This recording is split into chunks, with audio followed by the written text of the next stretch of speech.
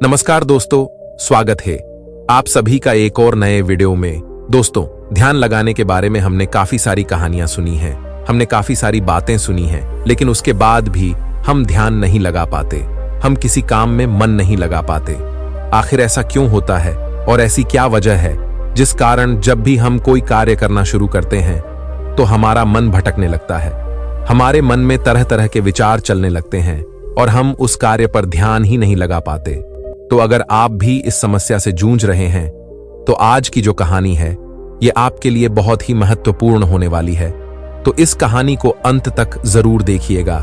इस कहानी में हम आपको कुछ ऐसे तरीके बताने वाले हैं जिसके माध्यम से आप किसी भी कार्य को मन लगाकर कर सकते हैं और आपका ध्यान भी प्रति सेकंड गहरा होता जाएगा। दोस्तों, एक समय की बात है, एक नगर में एक बहुत ही प्रसिद्ध गुरुवर रहा करते थे। वह बहुत ही विद्वान और बहुत ही ज्ञानी थे। लोग उनके पास अपने समाधान के लिए बहुत दूर दूर से आया करते थे और उनके आश्रम में उनके कई शिष्य भी उनके साथ रहा करते थे। एक दिन की बात है, वह अपने आश्रम में टहल रहे थे कि तभी उन्होंने देखा कि उनका एक शिष्य संस्कृत के कुछ लोगों को एक पन्ने से दूसरे पन्ने पर उतारने का प्रयास कर रहा था, लेकिन बार बार गलती होने के कारण उसे वह सारा काम दोबारा शुरू करना पड़ रहा था। कई बार प्रयास करने के बाद आखिरकार वह थक गया और हार मान ली। तभी उसकी नजर उन गुरुवर पर पड़ी। जब उस शिष्य ने उन गुरु को देखा तो उन्हें प्रणाम किया और अपनी समस्या बताते हुए वह उन गुरुवर से कहता है, हे गुरुवर, मैं करीब 2 घंटों से नए पन्ने पर उतारने की कोशिश कर रहा हूं, लेकिन बार बार न जाने क्यों मुझसे गलती हो जा रही है, न जाने क्यों बार बार मेरा मन भटक जा रहा है। मैं हर बार अपने मन को साधने की कोशिश कर रहा हूं, लेकिन बार बार मुझसे कोई ना कोई गलती हो ही जा रही है और इसी कारण मुझे बार बार यह काम एक नए सिरे से शुरू करना पड़ रहा है। आखिर ऐसा क्यों हो रहा है? इसका जवाब देते वह गुरुवर अपने उस शिष्य से कहते हैं, भंते, ऐसा केवल ध्यान की कमी के कारण होता है, क्योंकि एक साधारण इंसान अपने मस्तिष्क की 99% ऊर्जा को यूं ही व्यर्थ कर देता है। इसी कारण उसका मन किसी भी कार्य में नहीं लग पाता और यही वजह है कि उनसे बार बार गलतियां होती रहती हैं और वह चाहकर भी उन गलतियों को सुधार नहीं पाते और वहीं पर एक सधा हुआ मन इन कार्यों को बड़ी सरलता और सहजता से कर लेता है और इसके पीछे भी कई कारण हैं। तभी वह शिष्य उन गुरुवर से कहता है, कौन से कारण है गुरुवर? तभी वह गुरुवर अपने उस शिष्य से पहला कारण बताते हुए कहते हैं, भंते, आप लिखते वक्त जरूर किसी और घटना के बारे में सोच रहे हो। इस पर वह शिष्य हाँ में सर हिलाते हुए कहता है, जी गुरुवर, आपने बिल्कुल सही कहा। आज सभी शिष्यों की छुट्टी है और सभी अपने अपने कामों से बाहर गए हैं, लेकिन मुझे यह काम मिला है और मुझे इस काम को पूरा करना है। शायद यही कारण है कि मैं ठीक से मन नहीं लगा पा रहा। तभी वह युवा शिष्य उन गुरुवर से कहता है, हे गुरुवर, यदि हमारा मन कहीं ना लगे और हम किसी भी कार्य को सही ढंग से ना कर पाए तो ऐसी स्थिति में हम अपने ध्यान को कैसे बढ़ा सकते हैं? इसका जवाब देते हुए वह गुरुवर अपने उस युवा शिष्य से कहते हैं, भंते, मैं तुम्हें कुछ ऐसे तरीके बताने जा रहा हूं जिन्हें यदि तुम ध्यान में रखोगे तो तुम अवश्य ही अपनी ध्यान शक्ति को बढ़ा पाओगे और तुम किसी भी कार्य में गहराई से मन लगा पाओगे। आगे गुरुवर सबसे पहला तरीका बताते हुए कहते हैं, भंते, जब भी तुम्हारा मन किसी कार्य में ना लगे तो सबसे पहले सांसें लो और गहरी सांसें छोड़ो। ऐसा करीब 5 बार करो और अपने मन को काम और अन्य चीजों से हटाकर केवल सांस पर ले आओ। आगे गुरुवर अगला तरीका बताते हुए कहते हैं, भंते, जब भी तुम कोई कार्य कर रहे हो तो अपनी सारी इंद्रियों को एक काम से जोड़ने का प्रयास करो। जैसे कि अब भी तुम लिखने का प्रयास कर रहे थे, तो लिखते वक्त जब तुम कलम अपने हाथों में पकड़ते हो तो उंगलियों के बीच में उस कलम का स्पर्श महसूस करो। अपनी आंखों से शब्दों को बनते हुए देखो और लिखते समय कलम और कागज के घर्षण से जो आवाज उत्पन्न हो रही है उस पर ध्यान केंद्रित करो। उसे ध्यान से सुनो या फिर तुम लिखते समय शब्दों का उच्चारण अपने मन के भीतर गूंजता हुआ महसूस करो और अब अपनी नाक से उस स्याही की गंध को महसूस करो। इससे तुम्हारी सारी इंद्रियां एकजुट हो जाएंगी और एक ही काम से जुड़ जाएंगी। आगे वह गुरुवर कहते हैं, अपने काम के साथ एकजुट हो जाओ, उससे जुड़ जाओ और अपनी इंद्रियों को अपने काम के साथ जोड़ने के बाद तुम्हारा ध्यान अत्यधिक गहरा हो जाएगा। इसका अर्थ यह हुआ कि तुम काम के साथ एक हो चुके हो, यानी कि तुम काम में पूरी तरह से खो चुके हो। और जब तुम इस प्रकार कोई भी कार्य करोगे तो तुम्हें समय का पता भी नहीं चलेगा और तुम्हारे कार्य में कोई भी गलती भी नहीं होगी। लेकिन मेरी एक बात और याद रखना, यदि बीच बीच में तुम्हारा मन भटकने लगे, तुम्हारे मन में तरह तरह के विचार उठने लगे और तुम्हारा मन यहां वहां भागने लगे, तो डरना मत। तुम दोबारा से निश्चय करना और दोबारा से ध्यान लगाने का प्रयास करना। देखते ही देखते तुम इस अभ्यास में निपुण हो जाओगे और तुम्हारा ध्यान अत्यधिक गहरा होता चला जाएगा। उस शिष्य ने उन गुरुवर की सारी बातें ध्यानपूर्वक सुनी और उसके बाद उसने ऐसा ही किया। और देखते ही देखते वह अपने कार्य में इतना खो गया कि जहां जहां वह गलतियां कर रहा था वहां पर अब उससे कोई भी गलतियां नहीं हो रही थीं। और तो और उसने अपना सारा कार्य एक बार में ही पूरा कर लिया। और ऐसा इसलिए हो पाया क्योंकि हमारा सारा ध्यान हमारी इंद्रियों में बटा होता है और इसलिए हमें अपनी इंद्रियों को एक कार्य पर लगाना बहुत आवश्यक है। क्योंकि यदि हमारा ध्यान इन इंद्रियों में बटा रहेगा तो हमारा मन भटकता रहेगा। जहां जहां भी हमारी इंद्रियां भागी वहां वहां हमारा मन भी भागेगा। लेकिन वहीं पर यदि आपने अपनी सारी इंद्रियों को केवल एक ही कार्य पर लगा दिया तो आपका मन भटकना बंद हो जाएगा और इस समय आप बहुत ही अत्यधिक गहरे ध्यान में पहुंच जाएंगे। किंतु साधारण मन इसे ज्यादा देर तक साध नहीं सकता, लेकिन इस प्रकार बार बार और निरंतर अभ्यास करने से मन ध्यान को साधना सीख जाता है और आपका ध्यान अत्यधिक गहरा होने लगता है और आपको उस कार्य में रुचि भी आने लगती है। और जब भी आप उस कार्य में पूरी तरह से खो जाते हैं तो आपको समय का भी पता नहीं लगता और आपका कार्य भी अच्छी तरह से और सफलतापूर्वक हो जाता है। वह गुरुवर अपने शिष्य को यह सारी बातें बताकर ध्यान में लीन हो गए। लेकिन तभी वहां पर एक युवक आया और उस युवक ने उन गुरुवर को प्रणाम किया। तभी उन गुरुवर ने अपनी आंखें खोली और इस पर वह युवक कहता है, हे गुरुवर, मैं आपके पास बहुत दूर से आया हूं। मैंने आपके बारे में तरह तरह की बातें सुनी है। मैंने सुना है कि आप सभी की समस्याओं का समाधान करते हैं। मेरी भी एक समस्या है, कृपया करके मेरा मार्गदर्शन करें। इस पर वह गुरुवर उस युवक से कहते हैं, बोलो, आखिर तुम्हारी क्या समस्या है? वह युवक अपनी समस्या बताते हुए उन गुरु से कहता है, हे गुरुवर, मैं बहुत लंबे समय से तैयारी कर रहा हूं। मैंने कई तरह के सरकारी परीक्षाएं भी दी हैं, लेकिन मैं किसी में भी उत्तीर्ण नहीं हो पाया। मुझे यह पता ही नहीं चल पा रहा कि आखिर मुझसे गलती कहां हो रही है, आखिर मुझ में क्या कमी है। उस युवक का यह प्रश्न सुनकर वह गुरुवर मुस्कुराने लगे और उस युवक से कहते हैं, भंते, क्या तुम सच में अपनी परीक्षा में सफल होना चाहते हो? इसका जवाब देते हुए वह युवक कहता है, हां गुरुवर, मैं अपनी परीक्षा में सफल होना चाहता हूं, इसीलिए तो मैं आपके पास आया हूं। कृपया करके मेरा मार्गदर्शन करें। तभी वह गुरुवर अपने स्थान से उठे और उस युवक का हाथ पकड़कर के एक कुएं पर ले गए। कुएं के पास पहुंचकर उन गुरुवर ने उस युवक के हाथ में एक घड़ा थमा दिया और उस युवक से कहा, इस घड़े में पानी भरकर वापस आश्रम में ले आओ। इतना कहकर वो गुरुवर वापस आश्रम लौट गए। लेकिन वह युवक वहीं खड़ा खड़ा यह सोच रहा था, भला इस घड़े में पानी भरने से मुझे मेरे प्रश्न का उत्तर कैसे मिलेगा?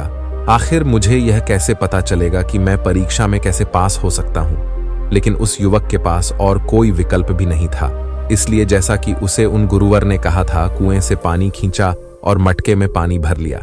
लेकिन यह क्या, मटके में तो कई सारे बारीक छेद है जिनसे पानी धीरे धीरे रिस रहा है। वह युवक मन ही मन यह सोचने लगा, इस घड़े में तो छेद है, मैं इसे आश्रम में कैसे ले जाऊंगा? तभी उसने सोचा, यह छेद तो बहुत छोटे हैं, यदि मैं इसे जल्दी जल्दी ले जाऊं तो मैं आश्रम तक जल्दी पहुंच जाऊंगा और इसमें से पानी भी ज्यादा नहीं गिरेगा। यह सोचकर उस युवक ने वह घड़ा उठाया और दौड़ता हुआ वह जल्दी जल्दी उन गुरुवर के पास पहुंचा। लेकिन जब तक वह वहां आश्रम पहुंचता वह पूरी तरह से भीग चुका था और मटके में पानी केवल नाम मात्र के लिए ही बचा था। इसे देखकर वह गुरुवर मुस्कुराने लगे और उस युवक से कहते हैं, मन का भटकाव बहुत बड़ी बीमारी है और तुम्हारे साथ भी यही हो रहा है। तुम्हारे मन में विभिन्न प्रकार के विचार हैं, अर्थात तुम एक समय में कई सारे विचार सोच रहे हो, जिस कारण लगातार तुम्हारी मानसिक ऊर्जा व्यर्थ हो रही है और इसीलिए मेहनत करते हुए भी तुम कोई परिणाम प्राप्त नहीं कर पा रहे हो, जैसा कि उस मटके में कई सारे बारीक छेद थे और तुमने सोचा कि तुम उसे लेकर जल्दी जल्द आश्रम पहुंच जाओगे, जो तुम्हारा लक्ष्य था। लेकिन तुमने देखा कि वह सारा पानी धीरे धीरे करके उस मटके से गिरता चला गया और अंत तक इस मटके में केवल नाम मात्र पानी ही बचा है। इसलिए अपने मन को भटकने से रोको, क्योंकि ध्यान के बिना कोई भी कार्य पूरा नहीं किया जा सकता है। इस पर कुछ लोग जरूर कहेंगे कि कुछ काम केवल शारीरिक शक्ति से ही होते हैं, लेकिन याद रखें कि शरीर भी मन के आदेश पर ही चलता है, इसलिए सारे कार्य मानसिक शक्ति से ही संभव हो पाते हैं। यदि कोई लकड़हारा लकड़ी काटते समय ध्यान ना रखे तो वह एक जगह पर कुल्हाड़ी नहीं चला सकता और हो सकता है कि वह खुद को चोट भी पहुंचा ले। इसलिए जानकारी और हर कार्य का मूल तत्व है ध्यान। और यदि तुम अपने जीवन में कुछ बड़ा हासिल करना चाहते हो, इस परीक्षा में सफल होना चाहते हो, तो तुम्हें एक जगह तो ध्यान लगाना सीखना ही होगा, क्योंकि तुम जैसी आदत डालोगे वैसा ही तुम्हारा मन बनता चला जाएगा। इसलिए जब भी तुम छोटे से छोटा कार्य भी करो तो उसे पूरा मन लगाकर करो।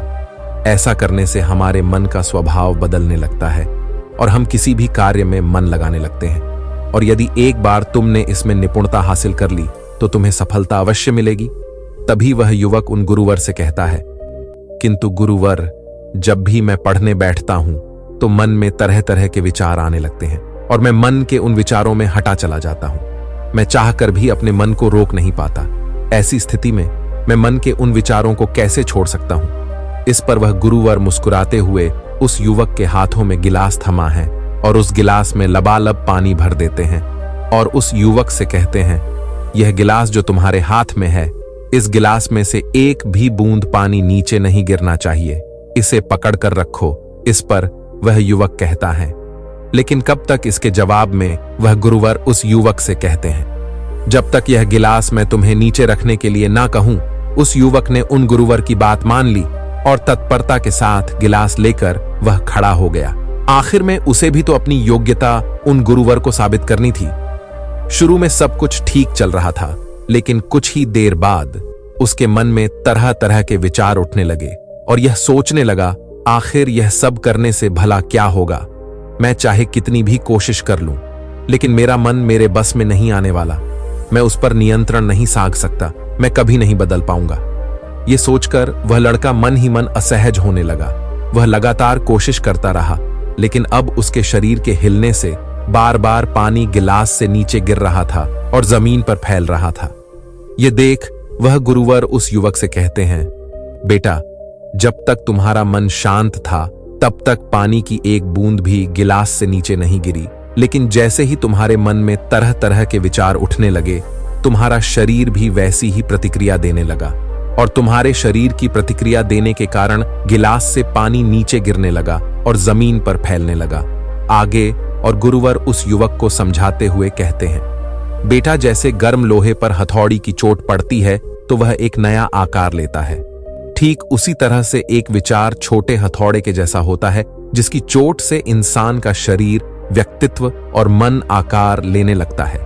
अर्थात तुम्हारा यह मन ग्लास में पानी की तरह है और यह बहुत आसानी से भटक जाता है, विचलित हो जाता है। यदि तुम चाहते हो कि ग्लास में भरा हुआ यह पानी शांत रहे, तो इसके लिए तुम्हें अपने मन को शांत रखना होगा। इसके बाद गुरुवर उस युवक को कहते हैं, अब इस ग्लास को एक बार फिर से पकड़ो और अपना सारा ध्यान अपनी सांस पर ले आओ। सांसों को अपने पेट में, सीने में आता जाता महसूस करो।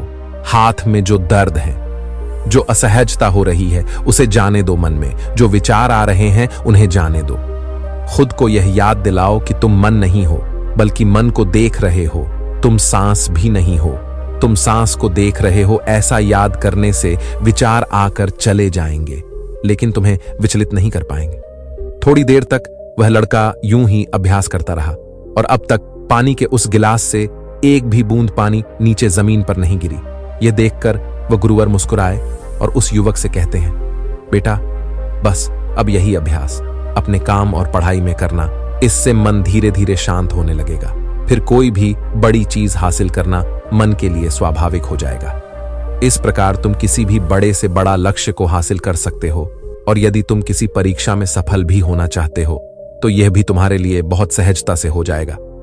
इतना कहकर वह गुरुवर शांत हो गए और वह युवक भी यह समझ चुका था कि आखिर वह इतने सारी परीक्षाएं देने के बाद भी अब तक सफल क्यों नहीं हो पाया। उसने उन गुरुवर को प्रणाम किया और वापस अपने घर लौट आया। दोस्तों, इस कहानी से हमने कई सारी महत्वपूर्ण बातें सीखी हैं। चलिए एक एक करके उनके बारे में जानते हैं। सबसे पहले 5 इंद्रियों को एक काम पर लगाओ, गहरी सांसें लो और गहरी सांसें छोड़ो। ध्यान सांस पर ले आओ और बाकी सारी चीजें छोड़ दो। दूसरी बात, सभी इंद्रियों को केवल एक काम से जोड़ो। कान, आंख, नाक, स्पर्श, हर तरह से काम से जुड़ जाओ, उस काम में एक हो जाओ। तीसरा, यदि ध्यान टूट भी जाए तो इसमें घबराने की कोई जरूरत नहीं। एक बार फिर निश्चय करो और दोबारा से प्रयास करो। दोबारा से अपने काम में पूरी तरह से मग्न होने का प्रयास करो। धीरे धीरे ध्यान गहरा होता चला जाएगा और आप किसी भी कार्य में पूरी तरह से मग्न हो जाएंगे। जब ऐसा होगा तब आप वह कार्य बड़ी सरलता और सहजता से पूरा कर लेंगे। इस बीच जो समय लगने वाला है उसका भी अंदाजा आपको नहीं लग पाएगा और साथ ही ना तो वह काम आपको बोझ लगेगा और ना ही आप उस काम को करने में उबाऊ महसूस करेंगे। आप उस काम में आनंदित रहेंगे, उस काम में आपको मजा आएगा और आप उस कार्य को बड़ी सरलता और सहजता से पूरा कर पाएंगे। दूसरी बात जो हम इस कहानी से सीखते हैं वह यह है कि हर जानकारी और हर कर्म का मूल तत्व है ध्यान। हमें ऐसा लगता है कि मन के छोटे मोटे भटकाव से कोई फर्क नहीं पड़ता, लेकिन बिना ध्यान के कोई भी कार्य संभव है ही नहीं। आपने कभी ना कभी तो यह महसूस किया ही होगा कि जब आप कोई पढ़ाई कर रहे हैं या कोई जरूरी काम कर रहे हैं, उसी दौरान आपके फोन में कोई नोटिफिकेशन आ जाता है। आपका मन तुरंत ही यह कहता है कि चलो एक बार वह नोटिफिकेशन देख लेते हैं, आखिर उसमें ऐसा क्या है। और जैसे ही आप वह नोटिफिकेशन देखने जाते हैं, आपका पूरा ध्यान उस स्मार्टफोन में लग जाता है और आपका अधिकांश समय उसी में बीत जाता है। लेकिन जब आपको यह एहसास होता है तब तक बहुत देर हो चुकी होती है। तीसरी बात, स्वीकार करो और जाने दो। जैसे गर्म लोहे पर हथौड़े की चोट से वह आकार लेता है, ठीक उसी प्रकार से मन के विचार भी एक हथौड़े की भांति है और उनकी चोट से इंसान का शरीर, व्यक्तित्व और मन आकार लेता है। आपने यह भी जरूर देखा होगा कि जब हमारे मन में सकारात्मक विचार होते हैं तो हम बहुत ही पॉजिटिव, अच्छा और हल्का महसूस करते हैं।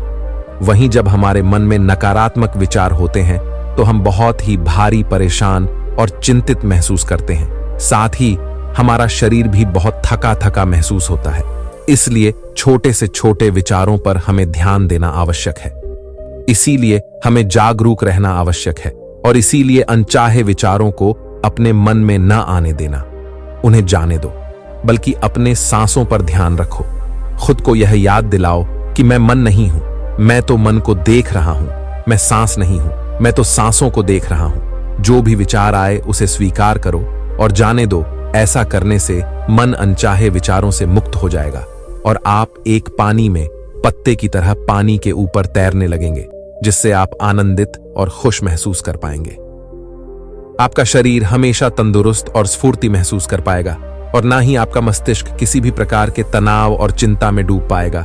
इस प्रकार आप सही निर्णय भी ले पाएंगे और आपका ध्यान भी गहरा होता चला जाएगा। देखते ही देखते आप हर काम में मन भी लगा पाएंगे और आप हर किसी कार्य में सफलता हासिल कर पाएंगे। जैसा भी आप चाहेंगे आप वैसा कर पाएंगे। दोस्तों, आपने आज के इस वीडियो से क्या सीखा वह मुझे आप कमेंट में बता सकते हैं। इसी के साथ में उम्मीद है कि आपको आज की वीडियो पसंद आई होगी, तो इस वीडियो को उस इंसान को शेयर करें जिससे यह कहानी सुनने की जरूरत है और उसी के ठीक बाद चैनल को सब्सक्राइब करें। तो चलिए फिर मिलते हैं ऐसी एक और नई वीडियो में एक नए मैसेज के साथ। तब तक के लिए अपना ख्याल रखें। धन्यवाद और नमो बुद्धाय।